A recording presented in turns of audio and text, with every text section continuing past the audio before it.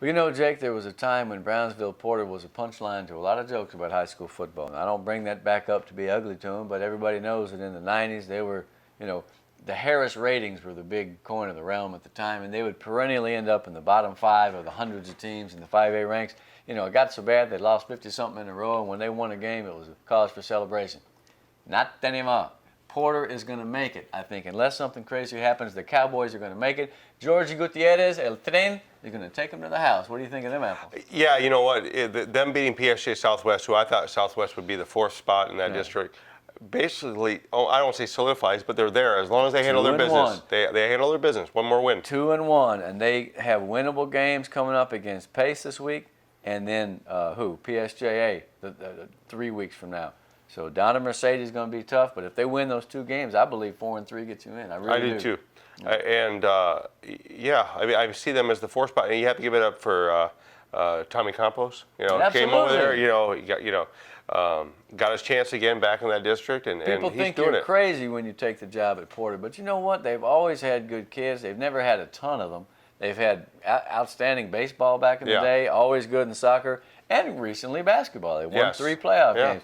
So it's about time for the football, and quite frankly, I'm not saying I'm rooting for them, but as we began this segment with, I mean, that was a team that for a long time was taking a whooping. I mean, like 60-0 every week. So it's gratifying to see a program who's back on its feet, playing good football, and they got to win. They got to pull their shares, not because we feel good for them. They can make the playoffs. They either make it or they don't. But to me, historically speaking, it's an interesting note. Yes, it is. Now, Pace did get a win last week, okay? Yes. So Pace is not winless anymore. The same thing with Lopez. The paper was trying to say Lopez ended a 17-game winning streak or a 17-game losing streak. They didn't. They beat Lopez early in the, Lopez beat Pace, right? So they weren't winless. I don't know where that kept coming from, but you know, and of course, it's not like I've never made any mistakes myself. Yeah. I made 3 you probably haven't even heard yet today on this very show. 17-game winning streak being a good indication. Now, Donna and the Bears. The Bears are the team that Pace beat. Okay, the house that Jack built. Donna looking good after that big win. That's going to be a tough struggle for the Vikings, man, because Donna's starting to roll right now. Yeah, they feel good about themselves, and should. And they're showing their maturity because with the way they won against Mercedes, it showed a lot of moxie at the end of the game. Yeah. And they did what they were supposed to do. They won that game. They're on a collision course with Edcal Chelsea, possibly for the district title. Last game of the season. Yeah. Right, Edcal's got to get past Mercedes first. Yes. And we'll talk about that in a minute. I'm hearing a lot of things about Jared Garcia, a lot of Jareds today. Jared Garcia, the defensive back. You know, Donna, again, as I said earlier, I wasn't quite sure about them because I didn't know a lot of the names. But you know what? They have followed in the tradition of great football, and right now they look strong, man. They look real strong. Who's better, Bowen or kid from McAllen? You know what? That's Bowen's really tougher, tough. I think he's stronger, but McGowan total purpose, I go with McGowan. Because he can catch like crazy? Yeah. What do you mean? Bowen's throwing passes, he's catching long ones. I think they're both great players. Yeah. How about Robert Gatter from Baylor? Oh, yeah. That guy's tough, man. Yeah. There's a lot of good running backs this year. Yeah, there is. Yeah, I'm enjoying it. The kid Pina from Palmview is not too shabby, right? Yeah. Best you don't see him in the NFL anymore, but, great running backs. But you see him in high school, so that's good. But, I like Monte Bowen, though. Yeah, I really do. Yeah. Total purpose back, I would give it to McGowan, but if I want a guy who, This who is throw Upper the Valley ball. bias you're talking about. No. I think Bowen's awesome. Now, one thing I do think is that Donna has one of the best linemen in the Valley. Yeah. And Billman. Yeah, Billman's great. Yeah, in fact, I think it was his uncle that fixed my truck at Hacienda up there. We good. Really? Yeah. Okay. And I started talking about, oh, you're from Donna, this and that. Oh, yeah, this is my nephew, I think, Billman. Yeah. That's why I like it, man. Yeah. You walk around and people come up to you and say, hey, who came up to you at the Roma game the other day?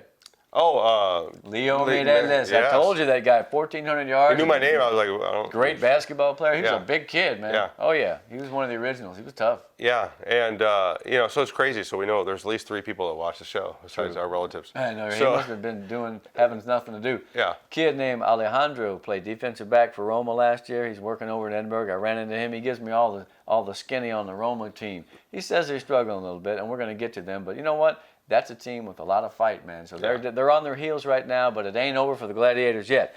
Okay, so Donna and the Bears, I feel like unless something crazy happens, Donna probably goes to 4-0. Yeah, I think so too.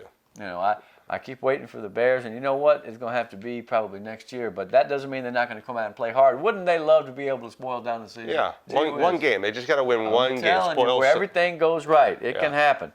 Okay, PSJ Southwest at Donna North. This is a battle between teams that really need to turn it on because it's getting late. Yeah, and Southwest has not been the team that we thought they were. No. They just aren't. We thought their line was going to be one of the best in the Valley, and they were going to have a great running game, but it just really hasn't matriculated yet. Matriculated down the field. You do a little Hank Strand, got to roll up the program. I'll tell you this, they still have the good backs. They're starting to get the people back from injuries. The problem is once you get a bunch of kids out, then it kind of ruins the continuity. Yes. So you got other guys going in, and then you don't know, some guys don't quite yet know how it works, and so it can be a disaster, man. So let's see how Southwest turns it around the last 3 games, because look, they're 1-2. They're one of those teams I was talking about earlier. If they win 3 in a row, they're in. Yeah. That's the way it works, man. So you have to say, well, we're up against it, but you know what? It can't happen, and we see it happen every year. If it happened the way we always thought it was going to happen, we wouldn't even play the game. Yeah. So I'm counting those guys out. Now, Mercedes and Ed Couch, I'll tell you this. On all the years I've been doing this, since 1912, Mercedes Ed Couch is always great. Always fun. And they have a lot of mean on for each other, man. And they don't, but there's a lot of families that have mixed ties and loyalties. Yeah. It's just fun. To me, it's got to be up there in the rivalry list. If not at the top, then pretty dang close. And Mercedes was with Donna last week. They were playing with them. They kind of showed their immaturity, or I don't want to say immaturity, but their lack of experience towards the end of the game. I mean, they've got some underclassmen. Yeah. Roger Adame's kid must be tough, man. Yeah. He got 80 tackles. He got a bunch of fumbles. They've got some underclassmen. They did not move the ball as well as I thought they might. So that's a testimony to the Donna defense. Now they're playing against an Ed Couch team that, quite frankly, man, Segura has become every bit as magical in a sense as Aguinaga was. So he really has filled in for his homeboy and done well, man. Yeah, and he ran a kickoff back for a touchdown. Good Lord. Yeah, and there's been no letdown. I mean, there really hasn't. There hasn't been that drop off, and Gene Garza's offense is clicking even with a backup. I mean, not really a backup, really. He's a starter. I saw him last year, and I thought this is potentially one of the best players in the Valley, like a Diego Garcia type. Remember that kid? He could do everything. Yeah. So Ed Couch right now has to be considered a favorite playing at home, but Mercedes still has a lot of talent. Let's see how they come back from that heartbreaking loss, and let's see what kind of football they can play. Yeah. Because I think I'm starting to get a read on some of those cats on the defensive line for Mercedes. I get to watch some of their games. Rincon is tough. Constantino is a stocky kid. So, they're going to have to get to the place quick, because the bottom line is Ed Couch doesn't mess around. Yeah. They'll move the ball around. They'll use their speed, and they'll use the field, and so you got to be able to run. Yeah. Let's see what old Adame does. Sophomore playing in Ed Couch Mercedes. That's like a young kid playing in the OU Texas game. Yeah. Remember Edwin Simmons as a freshman that year against OU? 33, big kid, Jerry Curl, exploded on him, man. They didn't even know what happened. OU didn't know what happened. He was a freshman. My God, a freshman. Edwin Simmons.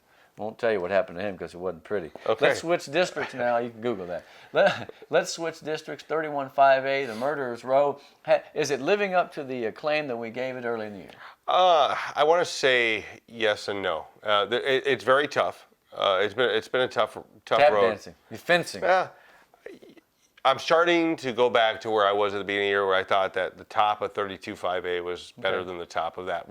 But having said that, Roma and Vets is going to be a tough game. Yeah, it'll be a tough game, and both have dealt with injuries. Yes. So we've now got the kid Espinosa, is it? Yeah. From Roma, 13 for 15 the other night. He went out, the arm's not ready. He may or may not play. Right now, they're not at full strength. Yeah. And for a team that runs the ball, that's tough. But Vets is not at full strength either. They had defection in the receiving ranks. We're not going to go into it. But they also had an injury quarterback. Yeah. Which was a horrible thing, ending up being a wonderful thing, right? Yeah, because Landry Gilpin came in. Landry Gilpin. I wonder who he's named after. Yeah. Carl Landry, the forward. No, you Rockets. No, he came in. We had a chance to talk to Coach Gilpin, and what could you say if you're the father? What a magical deal! Oh my God, you'd always hope that the kid would be able to come in and play well, but then in the back of your mind, you're like, God, he's a freshman. What in the world is going to get killed? He didn't get killed. No, and he actually he was showing very much a ton of promise in that game. I mean, really, what he did in that game, you don't expect, especially in that meaningful of a game. Right. Well, and they won 34-3. Bottom line is, that Gilpin family has had athletes coming out for generations, man. Yeah. Coach Gilpin's brother was pretty fair basketball player. Really? Too. Yeah, he was. Wow. And so now apparently Landry Gilpin, let's see, whether it's a fluke. I don't think so because a freshman, look at Kai Money. Yeah. Don't worry about it. He just went in there and played. Yeah. The history is replete with people who are ready to play by freshman year. It didn't used to really be that way. No. But I think that with the training and with the skills that these kids have and the amount of hours they spend, some freshmen are precocious and ready to play, ready to hoop, ready to play football. So be it. Yeah. All right. So, Vets and Roma, what do you think of that? Well, I think they already played. Yeah, they already played. So I think Vets will win that game if they play. Do you think they'll win 34-3? Yeah. I mean, Vets and Pioneer. Vets and Pioneer. Sorry. Look. See, I told you I make mistakes. Yeah. Look, we're talking about Pioneer had a tough game.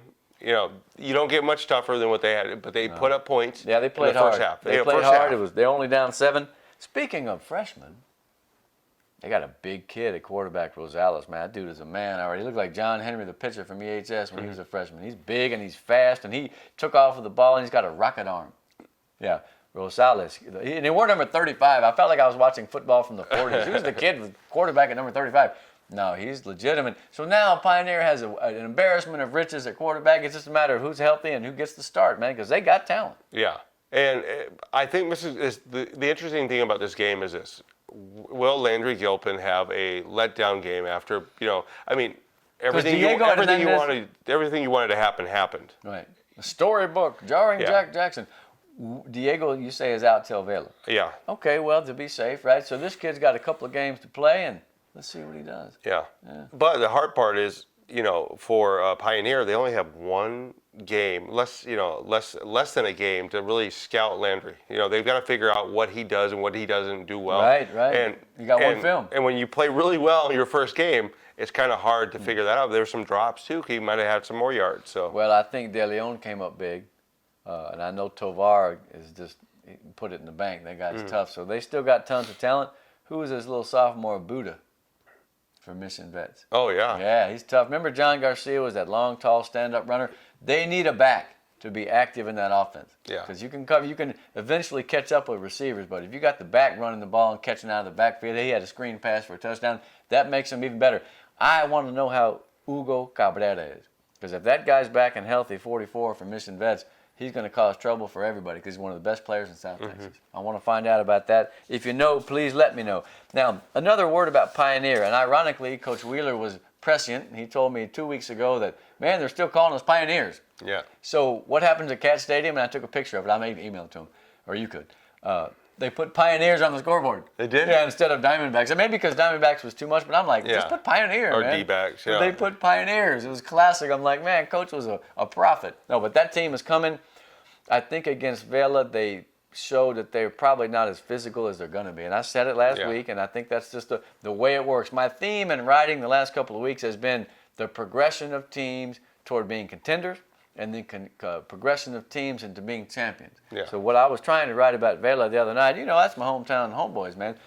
They're learning what it's like to get there and then to learn how to act like you've been there and to hold your poise because, quite frankly, man, I mean, sometimes you can get too fired up and go crazy, and all of a sudden, they've had a lot of penalties. Yeah. They really have. They really have. And they had 30 flags in that game. So you got to minimize those because those will kill you in the playoffs. You can't expect to just turn those off when It's like you can't expect to turn it on in the playoffs. You can't expect to turn it off as far as penalties in the playoffs. Now, I think that with that said, I feel like Vela has the best offense I've seen in a while. Okay, because they've got, and I think the thing that is overlooked is the offensive line for that team. Because you've got bookend tackles. Alanis, Palacios are big kids, and they will hit you. But those other kids on the line, Orly Guzman, 68, Carrion, I think it's Joey Carrion, 64, they've got some good players. So they're big kids, they're strong, they've come of age physically, and they just move you out, man. They'll drop back and punch, or they can chase you and they can drive block. No, that offense is well nigh unstoppable. Because Pioneer's defense was only giving up 164. Vela got 500 plus. They got 49 points. That shows you what they're capable of doing. The talent of that team is amazing. The coaching is phenomenal.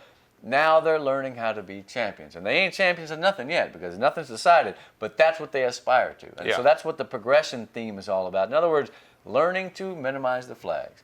learning to hold your cool, because quite frankly, they've got some kids in that team who are live wires. They absolutely are, and that wins you football games. Yeah. If they're controlled. If they're controlled. If you point that train in the right direction, they'll run you over. And you know what? That's what every team has to deal with. How do we make that next step? How do we take the next step in maturity? I feel like Vela has what it takes to go up there and beat one of those teams in the playoffs. I really do. Yeah. If all things come down the way I think they will. Victoria West has already lost. Cal Allen's good. Victoria East is kind of scary. They've got some guys. That district is ridiculous. We're talking about 31-5A. Go look at the district. You ain't even talking about Alice or GP yet. Good Lord, there's some great teams up there. But Vela has to play Valley View this week, and Valley View is no pushover on defense. Their offense, they put up 18 points against Rio. Saturday night special. I feel like this. Valley View has hung in there against every team it's played. This is the real danger point for them, because we're talking about, as I wrote, one of the best offensive teams in the region. If Valley View is able to play tough with Vela, then I'll take my hat off to them, and they will have earned the right to say they got a great defense, because I think they probably do.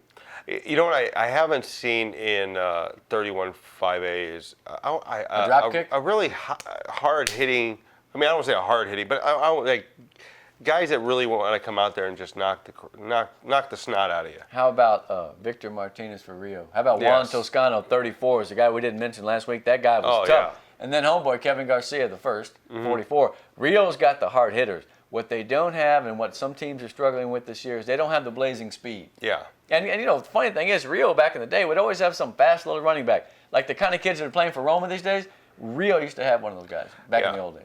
I don't see it, and out of the secondary, I don't see it like a Jake Garza that, used to be formerly Mission Vets. A guy that will come out, and the best hit I've ever seen is the one that he had against West. He played 82 times. Yes, it was beautiful.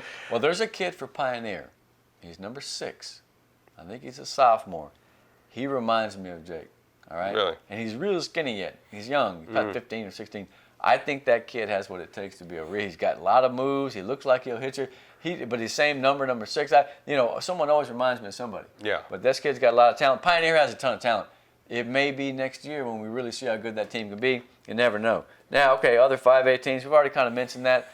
It's going to be tough, man. Yeah. That second round is going to be amazing. But you know what? If you're Vela, or if you're fill in the blank, because they ain't won nothing yet, those are the games you want. Because if you think you're good enough, then go up and take a shot, man. Shoot, I'll never forget that game with Victoria West. Yeah. I wanted to get after that 26 for them. He's the best player I've seen in many, many years. And Vela played an amazing game, 45 points, came back. We're hashing up old history, but man, it was just so exciting. Still, I was hoarse and tired and winded and tear-streaked after the game. I could barely get back to right, which of course I didn't. Yeah. As you remember. I remember. Too depressed. Yeah. All right, so let's finish up the show this week. We'll take another break, and when we get back for the segment, we'll talk about the smaller school teams. We'll even talk a little bit about St. Joe, perhaps. But P.I. Rio Hondo, it's on, man. Yeah. Catch it, Tom.